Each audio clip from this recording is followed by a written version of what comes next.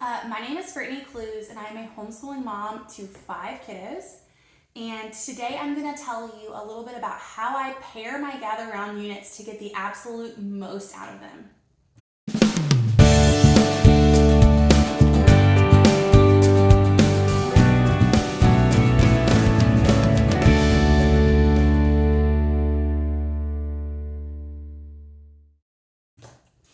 Okay, so in our homeschool, we do a block scheduling, which means that the first half of the year I dive really deeply into science, and the second half of the year I dive really deeply into history. I've tried it a bunch of different ways doing it that way, and this is the way that works for us the best because my kids get super into science and history, and this is the way that we have just loved doing it this way. So this year for history, we were working through US History 3. We have done all of Gather Round's history units and loved them all. They are so good. I have also in the past paired Gather Round's history with a Master Books history, and I can do another video on that if you guys are interested in that. To compare those or give you like the comps on those because they were eerily similar. Spoiler alert. But this year we decided to do U.S. History 3, and I paired it with Gather Round's Living Off the Land unit. And you guys, let me tell you, it was amazing. It was so much fun. It was everything. It was all the things. My kids loved it. I loved it. We learned a ton. It was just, they paired beautifully together. And like, don't you just love it when something comes together? Like, I just loved it. So I'm going to try really hard to make you be able to understand this. Excuse me. Okay. So if you've used Gather Round before, you know that you can use Gather Round as a all-in-one, all-inclusive curriculum. My family does not use Gather Round that way. My children have other curriculum that they use, and then we use Gather Round anytime we can for all of our group studies, right? So we use it anytime I can use Gather Round, I will use it, but I don't use it as an all-in-one curriculum. So what that means for my family is that if my kids have reading and writing and math and all these other things that they're also doing to do the like history work, like the books that you can print out, that's just too much for our family because it's just these things are awesome and there's just so much covered in here that it's too much for my kids to be able to do all their other stuff and this. It just takes too much time. It's too much for me. But that doesn't mean that we don't love it. It just means that that's not how we use it. So, what I have started to do, which I think is a great money saver if you can do it, is our family buys the digital bundle, and I try to buy like the teacher's guide, and sometimes they have it where it's just the teacher's guide and one student, and that's cheaper than the teacher's guide and like the unlimited number that you can get. I think it's like 20 some odd dollars to do it with just one teacher's guide and then one student's worth for the digital. Okay. So what I do is I buy that and I download it onto my iPad. This is not a fancy iPad. It's an iPad that I bought off of Amazon that was refurbished. It was, very affordable. And so what I do is I download, I don't know if you can see this. I download it onto my tablet. And then we do our group studies in our living room. This is obviously our homeschool room, but we do our group studies in our living room. And I just cast what I am seeing to the television.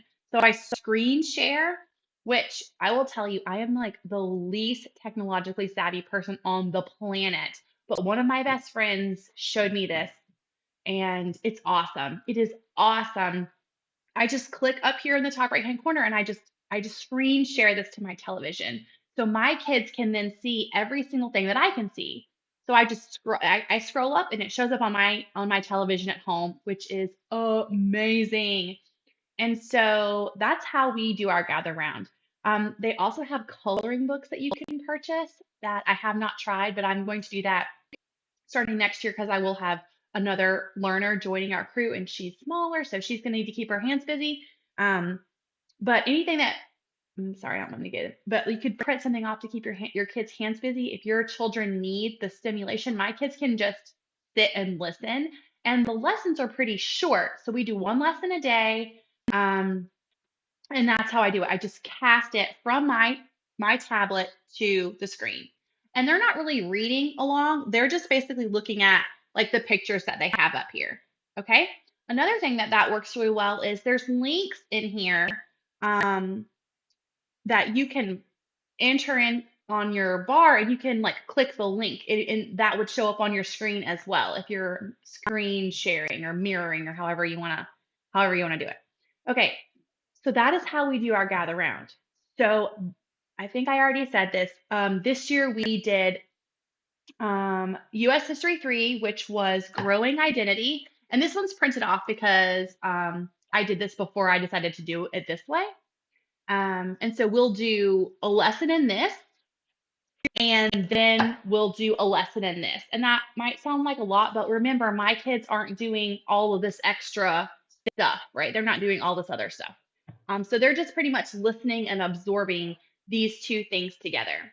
Okay, so the U.S. history is it basically it's all about westward expansion.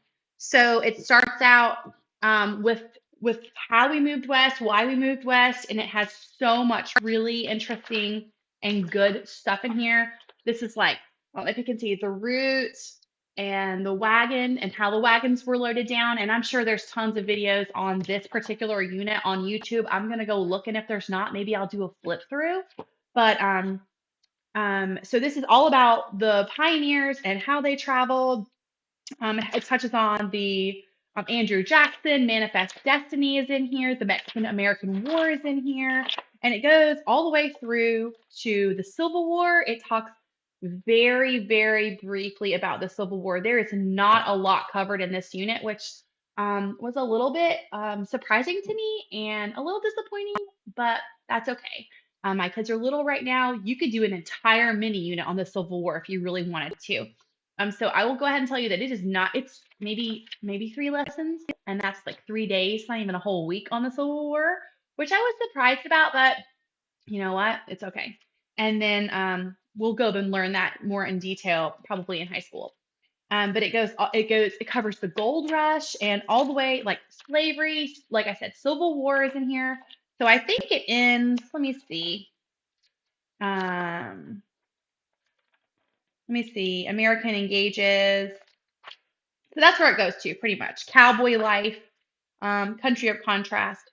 So it just pairs really well with the living off the land. And the living off the land is it starts out with preparing your journey on the trail, planning your homestead. So this is all about baking and growing your crops and what you would have faced along your travels, education, clothing, foraging, cleanliness. These two paired great together. So what I did was, as I told you, I would do a lesson of here and then a lesson here. And while we were doing these, we did read alouds. So these are um, these are Dear America books. If you have never seen these are just really awesome. These came out when I was a little girl. I read these when I was small. They have them for boys and for girls for all different time periods.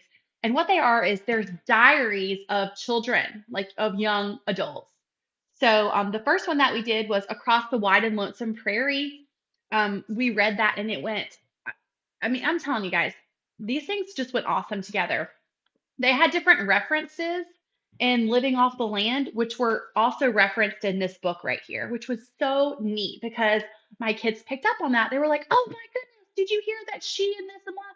So they were picking up on the different references because this is historical fiction. So obviously the author took liberties with the history and it's a made up story, but it's referencing people that were true, obviously, like real people.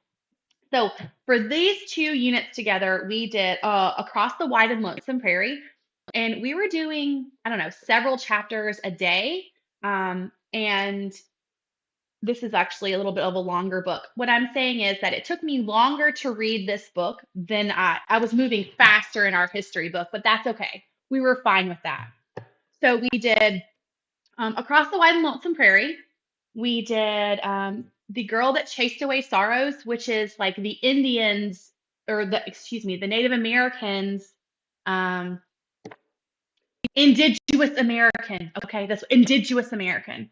It's the Indigenous Americans story of the long walk. It's the Navajo. It's about a little Navajo girl, and it's like the long walk. So that's that tale. Um, and right now we're doing Seeds of Hope, which is about two sisters whose father ends up deciding to be a gold miner. So that's what we're on right now.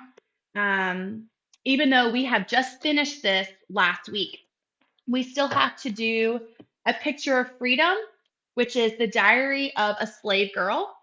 And then we have to do a Civil War diary of Emma Simpson. So this is a little girl's telling of living through the Civil War. So these are awesome, super, super awesome. If you have kids that love history, my kids love history, all of them. So we added these in to our readers. I possibly could have gotten more done if I had read this as I read aloud during the day and I read aloud at nighttime. I just didn't. But these are great. I try to use them anytime I can with my kids because they're just super into them. They're really realistic, and my kids definitely um, they just really get into them because they're written by children. So my kids can definitely see or feel this. They get super into it because maybe it's their empathy, they're understanding what these kids are going through. Like it's through their eyes almost. So I really recommend these books. Um, we also you can add in all the your own resources that you want. So we use this resource, The Last Steakhouse. And this is a story of the Underground Railroad. I've used this for a bunch of different stuff. This is by Scholastic. It's really good. It tells a story of a little girl, two little girls. So one is just a little white girl, and one is a little African American girl passing through and going on the Underground Railroad to freedom. That one's good. And then also, I always use the Smithsonian The Presidents of Visual Encyclopedia. This is a good book. It just has like one page on like every president. So I always have this so that anytime we're learning about history, I can pull this up and say, okay, this is the president. This is what was going on. Um, sorry, at that time. So those are the resources that I used. I probably use more, but I just wanted to shoot this video and just tell you that if you were considering doing those two together, they worked really, really well together. Um, Oh, and also, like I said, if you have never just cast something to your TV so that your kids can see, that was just really, really, this is like the first time we have chosen to do it this way. Oh, and it was just super, super awesome. So that is how I paired those two together. I actually pair Gather Round as much as I can with something else. And I just feel like my kids just it's super immersive. My kids just love it. So if you guys have any questions or I can answer anything about how that worked, just drop a comment. And my daughter heard me shooting this video and she was like, Mom, you forgot to say like and subscribe. So if you like the video, like and subscribe. Thank you so much for your time.